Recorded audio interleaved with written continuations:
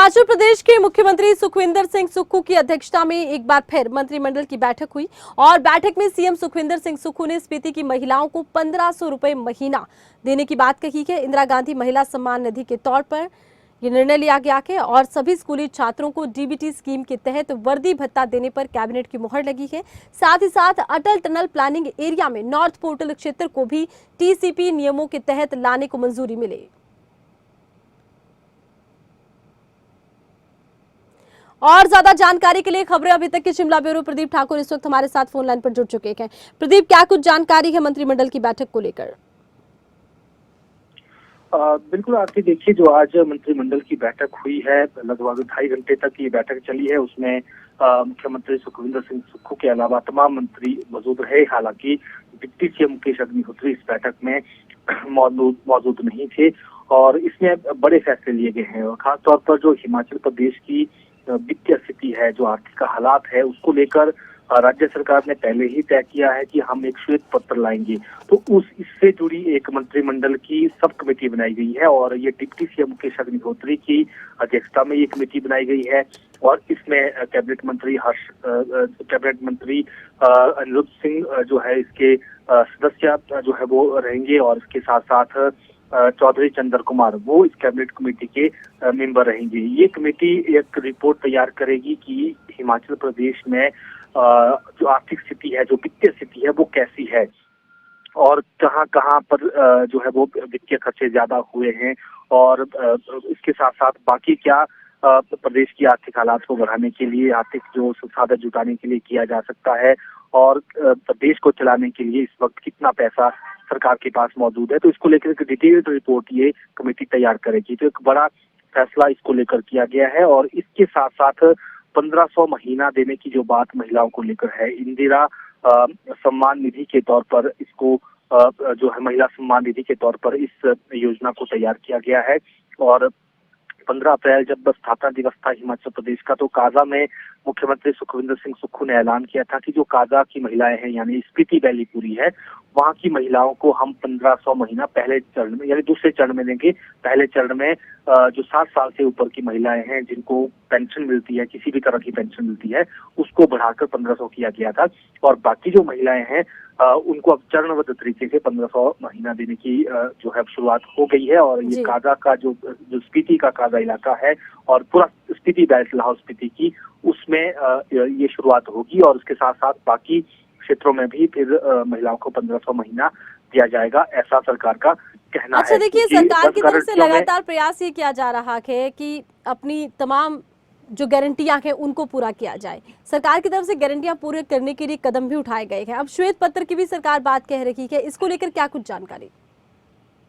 बिल्कुल, देखिए जो श्वेत पत्र सरकार ने लाना है, विधानसभा में भी मुख्यमंत्री सुखविंदर सिंह सुक्खू ने ये बात कही थी। इसके अलावा विधानसभा के बाहर भी अपने भाषणों में भी और मीडिया के साथ जब उनका इंटरेक्शन होता था उस वक्त भी वो इस बात का जिक्र करते थे कि हमारे आर्थिक हालात ठीक नहीं है और इन हालातों को ठीक करने में समय लगेगा।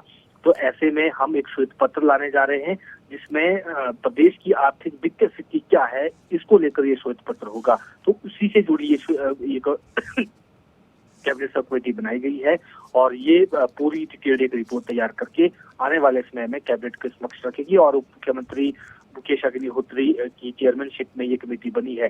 तो देखना ये होगा, क्योंकि हिमाचल में पहले भी जो वित्तीय स्थिति रही है वो एक बड़ा सियासी मुद्दा रहा है। विधानसभा चुनाव के वक्त भी कर्ज को लेकर हमेशा सरकारों को कोसा जाता रहा है, चाहे कोई भी सरकार सत्ता में रही हो। जब वो विपक्ष में होती है तो सत्ताधारी पार्टी को कोसा जाता है, जब वही पार्टी सत्ता में होती है तो वो भी कर्ज लेने का प्रोसेस शुरू करती है। तो ये तमाम चीजें रही है। तो इससे जुड़ा ये पूरा जो कमेटी है वो इसकी रिपोर्ट तैयार करेगी। इसके साथ साथ जो आज कैबिनेट बैठक में बड़े फैसले हुए हैं उसमें जो 7 वर्ष पूरा कर चुके पार्ट टाइम वर्कर हैं उनको डेली वेजर बनाया गया है, यानी 7 वर्ष पूरा करने वालों को अब डेली वेजर बनाया गया है। और इसके साथ साथ जो स्कूली छात्र हैं, सभी स्कूली छात्र यानी जो भी +1 जो भी पहली कक्षा से लेकर +2 तक जो छात्र पढ़ रहे हैं उनको वर्दी भत्ता दिया जाएगा। और ये डीबीटी स्कीम के तहत, यानी जो डायरेक्ट बेनिफिट ट्रांसफर होता है, सीधे उनके खातों में हस्तांतरण इस पैसे का किया जाएगा। और इसके साथ साथ जो लोक निर्माण विभाग है, जल शक्ति विभाग है, वहाँ पर जेई की जो पद है वो सृजित किए गए हैं। अटल टनल जो प्लानिंग एरिया है उसमें 2 पोर्टल है, साउथ पोर्टल और एक नॉर्थ पोर्टल। तो अब नॉर्थ पोर्टल को भी टीसीपी के दायरे में, जो वहाँ के लोग बाशिंदे रहते हैं उनको टीसीपी के दायरे में लाया गया है, और जो साउथ पोर्टल के थे उनको पहले ही इस दायरे में लाया गया था। तो इनके ऊपर भी अब टीसीपी के नियम प्रभावी होंगे। इसके साथ साथ जो राज्य सरकार है वो उनकी तरफ से जो आज कैबिनेट की इसमें बैठक हुई है उसमें कई महत्वपूर्ण फैसले लिए गए हैं, जिसमें राजस्व विभाग में जो नंबरदार होते हैं उनको मानदेय 3200 रुपए मिलता था, अब उसको बढ़ाकर 3700 रुपए किया गया है, और 3177 नंबरदार इस तरह से लाभान्वित होंगे। इसी तरह से ये जो अल्पकालिक वर्करों की हमने बात की उसमें 5000 से बढ़ाकर उनको 5500 रुपए प्रतिमाह करने का भी ये फैसला हुआ है, और इसमें राजस्व चौकीदार भी शामिल हैं। बिल्कुल, कई बड़े और महत्वपूर्ण फैसले लिए गए हैं। प्रदीप, बहुत बहुत शुक्रिया, तमाम जानकारी आपने पहुंचाई है दर्शकों तक। तो हिमाचल मंत्रिमंडल की बैठक में कई अहम फैसले लिए गए हैं।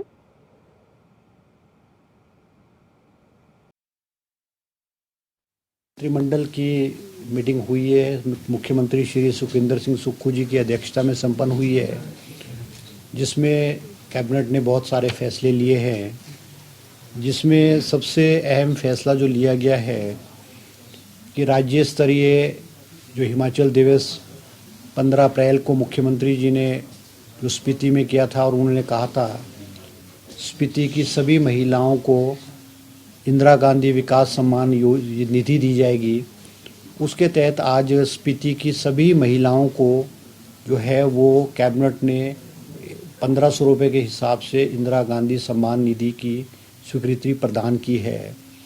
जैसा कि हमने फर्स्ट फेज़ में हिमाचल प्रदेश की 2,31,000 महिलाओं को इंदिरा गांधी सम्मान निधि स्वीकृति प्रदान की है, और सेकंड फेज़ में जो है सेकंड फेज़ में ये स्पीति की सभी महिलाओं को कैबिनेट स्वीकृति प्रदान कर दी गई है।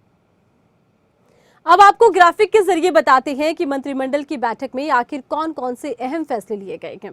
इन तमाम अहम फैसलों की जानकारी आपको ग्राफिक के जरिए हम दे रखे हैं। आपको बता दें कि खास फैसला रहा है कि स्पीति घाटी की महिलाओं को 1500 रुपए वित्तीय स्थिति तैयार कर श्वेत पत्र जारी होगा, और ई स्टैंपिंग शुरू करने को भी मंजूरी दी गई है। ये बड़ा फैसला लिया गया है। तो एक तो वित्तीय स्थिति पर श्वेत पत्र होगा, और बड़ी बात यह है कि स्पीति घाटी की महिलाओं को 1500 रुपए प्रति महीना दिए जाने की बात कही गई है। ई स्टैंपिंग शुरू करने को लेकर मंजूरी दे दी गई है। इसके अलावा विद्यार्थियों के लिए भी बड़ी एक खबर ये है कि वर्दी को बदलने पर मिलेंगे 600 रुपए, और क्योंकि अब वर्दी नहीं बल्कि सीधे पैसे ही मिलेंगे। नंबरदारों, चौकीदार का मानदेय बढ़ा दिया गया है। इसके साथ ऊर्जा नीति 2021 में संशोधन को मंजूरी मिली है। अटल टनल प्लानिंग एरिया बनाने का निर्णय लिया गया है।